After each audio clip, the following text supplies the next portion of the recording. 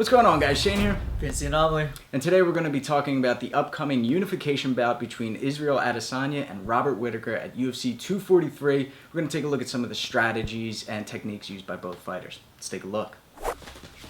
Alright guys, so for this video, obviously I'm going to be playing the 6'4", tall, dark, and handsome Israel Adesanya, and Vince is going to be playing Robert Whittaker. So let's first talk about at range. When they come out and they meet in the center of the ring, what's the first thing we're going to see from Whittaker? Yeah, I think with Whittaker you see a lot of linear strikes, right? He covers a lot of distance, and he covers that distance well. So with his stance, you know, Whittaker does this thing here where he's up on his back foot a lot, and he's able to spring back and forth. But mainly it's with his strikes going forward. So he covers a lot of distance going forward, either on that jab, or he kind of throws this like looping hook from down here as well.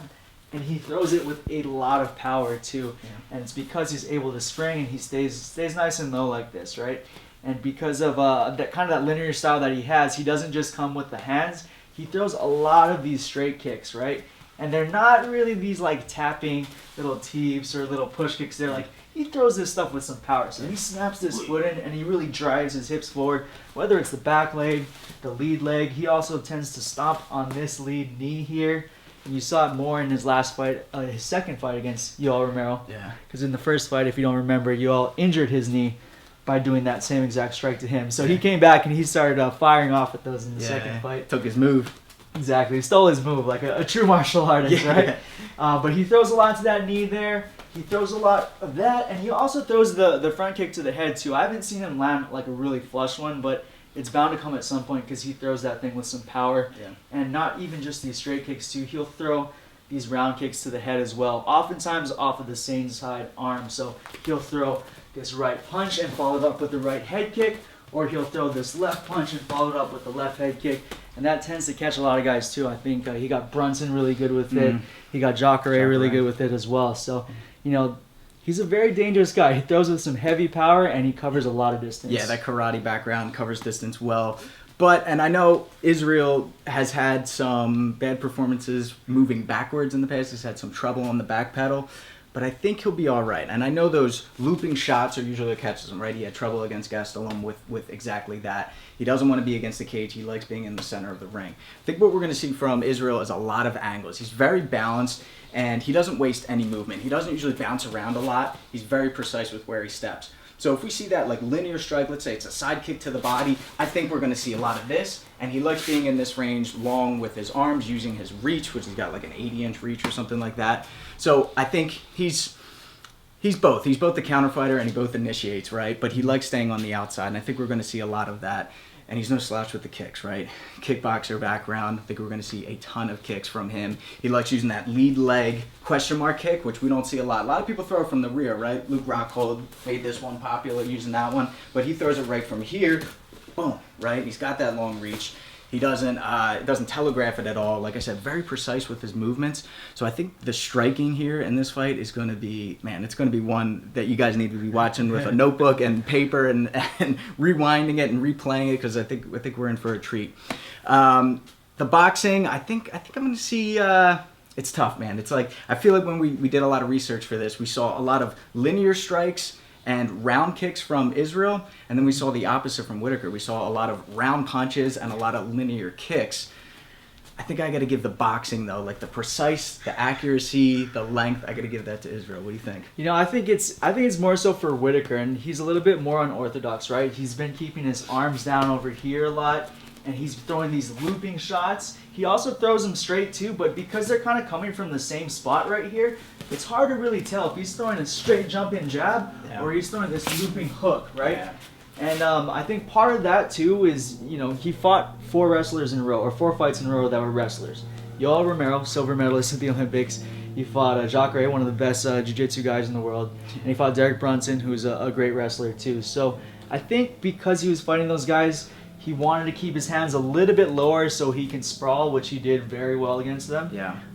So I think his hands are going to be up a little bit higher, because it's safe to say Israel Adesanya is probably not going to shoot on him.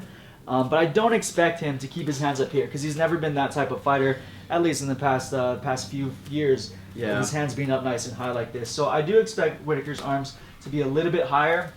But again, I think just the boxing wise, he may not be your crisp prototype of boxing, but he throws very hard and he gets everything behind each punch. He throws his body into the punches and he's following through, right? So those big overhands, these big hooks, he's not just slapping any of those. Those are coming with a lot of speed and power.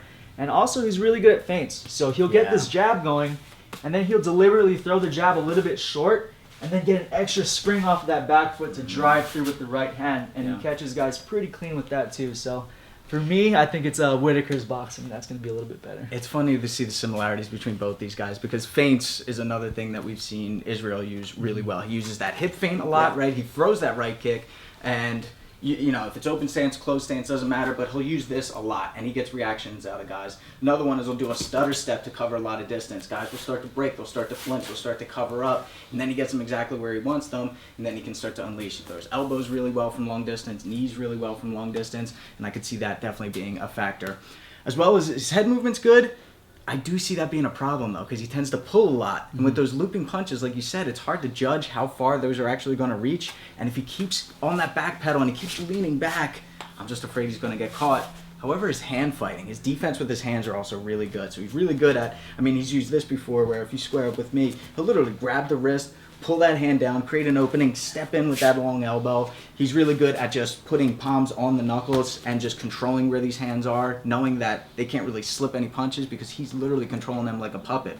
I think we're going to see a lot of that, but the problem is when they start to step in, they pressure him in, whether they get him against the cage or they get him in the clinch. Yeah, I think with Whittaker, because he tends to blitz a lot, he tends to throw bunches and punches moving forward, and he's not really off balance doing it too. He does a really good job of staying on balance. I think we might see them a lot ending up on the cage, not necessarily because Whittaker's trying to take him down, but because he's trying to corner him off, and then he throws a few big punches, and they get stuck in a situation like this. Yeah. In which case, you're going to see a clinch. It's going to be inevitable. Adesanya is great at getting off the wall, but Whittaker, again, has proven against guys like Yoel Romero that he can land these nasty elbows from the inside. Even when he was rocked in that fight, he was coming back up with elbows here, across, controlling the arms, all at the same time defending the takedown from Romero too. Yeah. So he's able to land those elbows, those knees on Romero while he's rocked in the clinch against a guy who's an amazing wrestler. I feel like he's going to have a slight advantage in the clinch against Adesanya.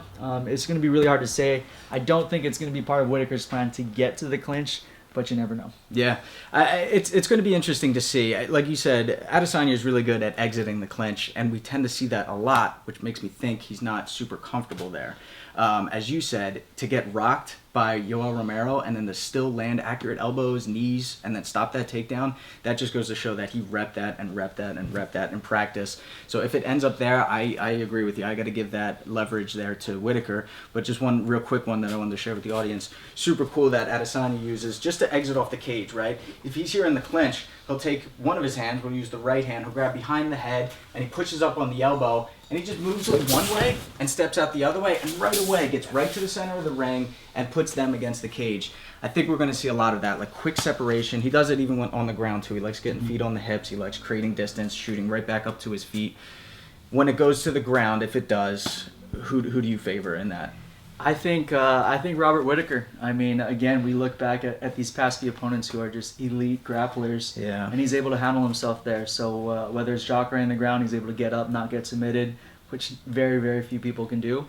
And even showing the wrestling defense against Yoel Romero. Just because he's being more defensive wrestling doesn't mean that he doesn't have that offense.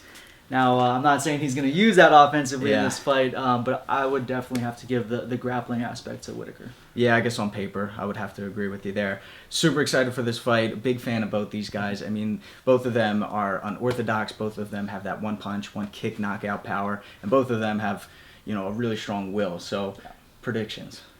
Man, this is tough because I love both of them. I love Adesanya on social media and stuff, man. He's hilarious. He's witty. But I also love that warrior spirit of Robert Whittaker. Mm-hmm. He's more quiet. He doesn't talk a lot of crap. More respectful, yeah. He's a very respectful dude, but he comes out there to put you away. Yeah. Man, if I had to pick one, this really sucks. If I had to pick one, I'm going to say Whittaker just based on the fact that Adesanya hasn't looked the best moving backwards. And I think Whittaker, his whole game is just moving forward and kind of blitzing people and throwing big strikes. Now, I do see Adesanya kind of piecing him up for a long part of this fight, for a large part of this fight. But I think it's going to come down to a finish from Whittaker. He's going to catch him on one of those blitzes. All right, I'll keep things interesting, and I'll say I'm going to say the angles are going to beat the linear. So when he's coming in straight, I see him cutting an angle and catching him with just a stiff right hand, and I see an early knockout, an early finish for Israel, for Stylebender. But we want to know what you guys think. All right, guys, there you have it. UFC 243 is going to be an awesome night of fights. Super excited for this one. Big fan of both of these guys, but I want to know what you think. Comment down below your predictions, what round, get specific, and how you see it ending. Until next time, I'm Shane. Fancy anomaly. Fight tips for the underdogs.